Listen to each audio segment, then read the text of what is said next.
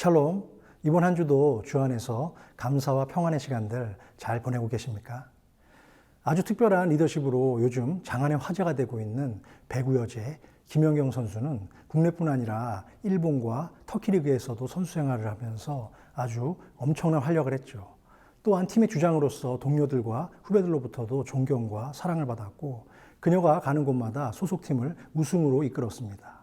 그래서 요즘에 그녀의 탁월한 리더십이 다시 세간의 주목을 받고 있는데요. 김연경 선수는 모 방송과의 인터뷰에서 리더의 덕목 3가지에 대해서 언급했습니다. 그 내용은 다음과 같습니다. 첫째는 솔선수범, 둘째는 오지랖, 셋째는 악역이라고 합니다. 사실 리더에게는 많은 권한과 혜택이 주어지기도 하지만 리더의 능력과 자질에 따라 조직의 성과와 분위기도 달라지기 때문에 언제나 리더의 위치에 서면 그에 대한 권한보다는 막중한 책임을 짊어지는 힘든 자리가 바로 리더의 자리입니다. 좋은 리더가 되기 위해서는 팀 내에서 자신의 권력을 사용하기보단 먼저 팀원들을 섬기는 섬김의 리더십과 통큰 배려, 그리고 조직을 위해 자신을 희생할 줄 아는 희생정신 또한 필요하고 요구된다고 볼 수 있습니다. 그래서 오늘 바이블 인간극장에 주목한 주인공은 구약 역사상 가장 위대하고 탁월했던 지도자, 바로 모세입니다. 물에서 건져내다, 들어올리다라는 이름의 뜻을 가진 모세는 레위의 자손으로 아버지 아므람과 어머니 요게벳 사이에서 아론과 미리암의 동생으로 태어났습니다. 애굽의 총리였던 요셉으로 인해 애굽으로 이주하여 환대받았던 야곱의 자손들은 요셉의 사망 후에 어느 정도 세월이 지나가자 그 당시 세계를 호령했던 애굽의 왕 바로의 억압을 받기 시작했습니다. 당시 이스라엘의 인구가 급속히 늘어나자 그것에 위협을 느꼈던 바로 왕은 그들을 탄압하기 시작했던 것이죠. 결국 이스라엘 백성들은 바로의 억압과 지속된 박해로 인해 애굽의 가난한 노예로 살아가게 되었습니다. 바로 왕은 이스라엘 사람들의 인구를 억제하기 위해 당시 태어난 모든 남자아이들을 다 죽이라는 극단적인 정책을 시행하게 되었는데요. 바로 그때 모세가 태어나게 되었습니다. 모세의 부모는 바로의 눈을 피해가며 3달 동안 모세를 잘 숨겨서 키워왔지만 더 이상 숨길 수 없는 상황이 되었고 눈물을 흘리며 갓난아이였던 아들 모세를 갈대상자에 담아서 나일강으로 띄어보내게 됩니다.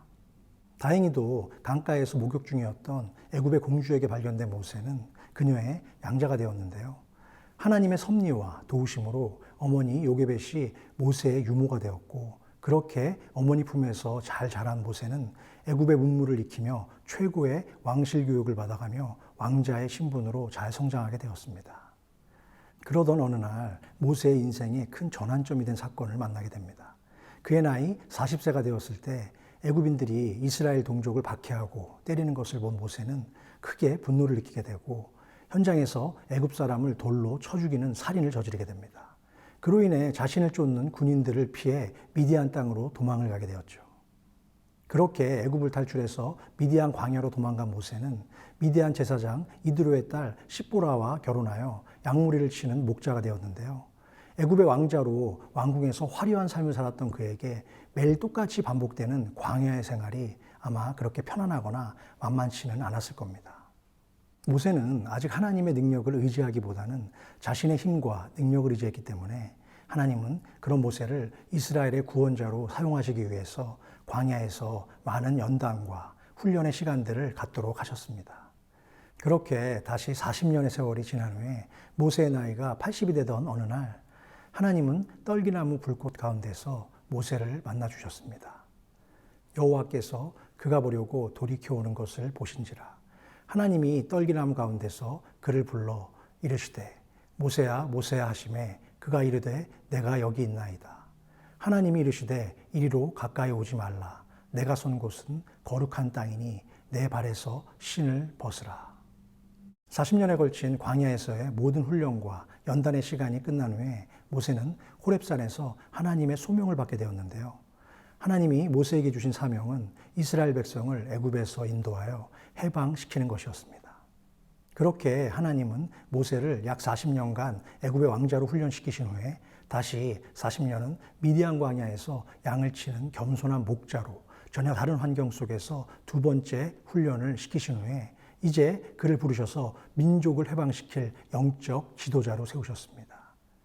그렇게 자신에게 부여된 모든 훈련과 연단을 잘 마친 모세는 이제 어떤 리더로 성장하게 되었을까요?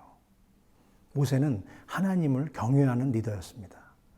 처음에 하나님의 부르심을 받은 모세는 하나님의 말씀이 이해가 잘 되지 않았기에 내가 누구라고 바로에게 가며 이스라엘 자손을 애굽에서 인도하여 내겠습니까? 라고 반문하며 하나님의 말씀에 순종하기를 거부했었죠. 그러나 결국 하나님의 뜻을 깨달은 모세는 애굽으로 향했고 그의 나이 80세에 바로 왕 앞에 섰으며 120세에 하나님의 품으로 돌아가는 마지막 순간까지 하나님의 말씀에 순종하며 인내하고 충성을 다했던 순종의 리더였습니다. 그런 모세를 통해서 하나님은 홍해를 가르셨고 만나와 메추라기를 공급하셨으며 반석에서 물을 내시고 낮에는 구름 기둥으로 밤에는 불 기둥으로 이스라엘 백성들을 젖과 꿀이 흐르는 축복의 가나안 땅으로 인도하셨습니다. 모세는 자신의 인생 속에서 어떠한 불의와도 일체 타협하지 않았던 정직하고 순수한 리더였습니다. 광야 여정 속에서 모세는 이방 민족인 구스 여인과 결혼한 것으로 인해 아론과 미리암의 비방을 받게 되었는데요.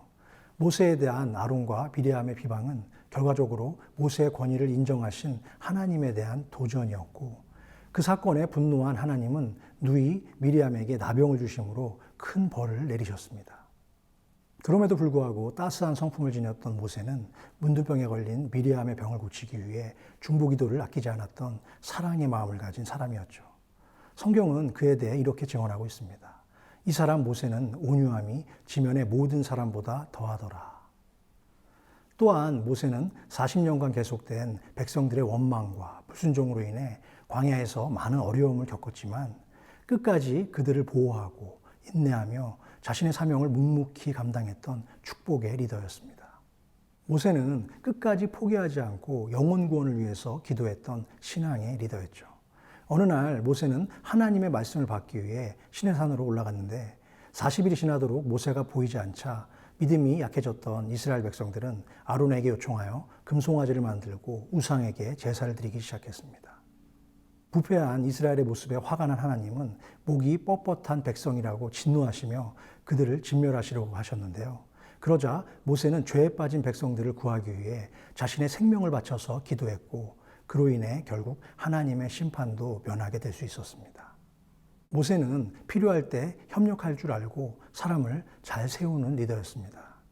어느 날 모세의 장인이자 미디안의 제사장이었던 이드로는 하나님이 모세와 이스라엘 백성에게 하신 모든 일들을 듣고 광야에 있던 모세를 찾아왔는데요. 모세가 하루 종일 백성들을 재판하는 일로 많은 시간을 소모하는 것을 보게 됩니다. 여러 가지 많은 일들을 혼자서 처리하는 그런 모습들을 보면서 그는 모세에게 이런 조언을 합니다. 너는 또 온 백성 가운데 제덕이 겸전한 자, 곧 하나님을 두려워하며 진실하며 불의한 이익을 미워하는 자를 살펴서 백성 위에 세워 천부장과 백부장과 50부장과 10부장을 삼아.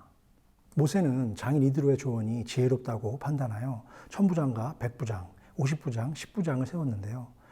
이처럼 모세는 자신의 지위와 권력을 이용하여 스스로 높아지기를 원했던 권위자가 아닌 타인의 말에 잘 귀를 기울일 줄 알며 사람들을 잘 세우고 협력하는 정말 협력의 리더였습니다. 지금까지 우리가 살펴본 모세의 삶과 사역은 인류를 구원하신 예수 그리스도의 모습을 예표하고 있으며 모세는 예수님처럼 하나님의 백성을 구원하는 구원자로서 특별한 사역을 감당하였습니다.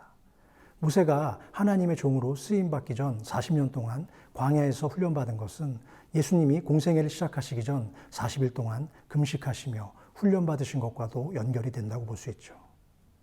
또한 모세가 광야에서 놋뱀을 들어올려 백성들을 구한 것처럼 예수 그리스도는 친히 십자가에 달려 죽으심으로 인류를 죄에서 구원하셨습니다. 모세는 선지자, 제사장, 지도자로서의 역할을 다했을 뿐만 아니라 이스라엘의 구원자요, 중보자요, 입법자의 역할을 한 것에서 장차 오실 예수님의 사역과 역할을 미리 보여준 하나님이 택하신 탁월한 리더였습니다.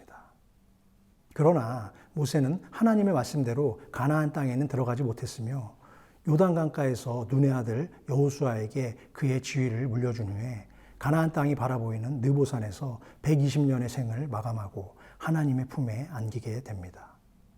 사랑하는 성도 여러분, 우리가 함께 살펴본 모세의 삶을 통해서 저는 이런 질문을 한번 드리고 싶습니다. 나는 현재 내가 속한 공동체에서 어떤 리더인가? 권위적인 리더인가? 아니면 겸손히 섬기며 사람을 세워주는 리더인가? 하나님은 모든 사람들을 각자의 삶의 자리에서 리더로 부르셨습니다. 나라를 이끌어가는 대통령과 위정자들도 있고, 내가 속한 직장과 교회에서 누구나 한 번쯤은 리더의 자리에서 구성원들을 이끌어가고 책임을 지는 자리에 서게 되고, 현재에도 우리는 하나님이 허락하신 각자의 가정에서 아버지 또는 어머니라는 역할로 가정을 이끌어가게 되기도 합니다. 모두에게 존경받는 참 리더의 모습은 자신의 자리와 권력을 이용해서 사람을 착취하며 자신의 목적만을 성취하려는 권위적인 리더가 아니라, 높은 위치에 있지만 먼저 솔선수범하며 아랫사람의 형편과 아픔을 함께 공감해주고 부족한 점을 들춰내기보다는 격려하며 세워줄 줄 아는 섬기는 리더라고 믿습니다. 성경은 우리에게 이렇게 말합니다. 너희 중에서 그렇지 않아야 하나니 너희 중에 누구든지 크고자 하는 자는 너희를 섬기는 자가 되고 너희 중에 누구든지 으뜸이 되고자 하는 자는 너희의 종이 되어야 하리라. 사랑하는 성도 여러분, 이제 우리는 내가 있는 삶의 자리에서 어떤 리더의 모습으로 살아가야 할까요? 예수 그리스도의 모습을 본받아서 종처럼 섬기는 리더가 되어서 탁월한 리더 모세처럼 하나님이 맡겨주신 모든 사명을 충성스럽게 잘 감당하시는 은혜와 축복의 성도들이 여러분들이 되시기를 주님의 이름으로 축원합니다. 그럼 다음 시간에는 제7화 여호수아 편으로 여러분 곁에 다시 찾아뵙겠습니다. 그때까지 평안하십시오. 샬롬.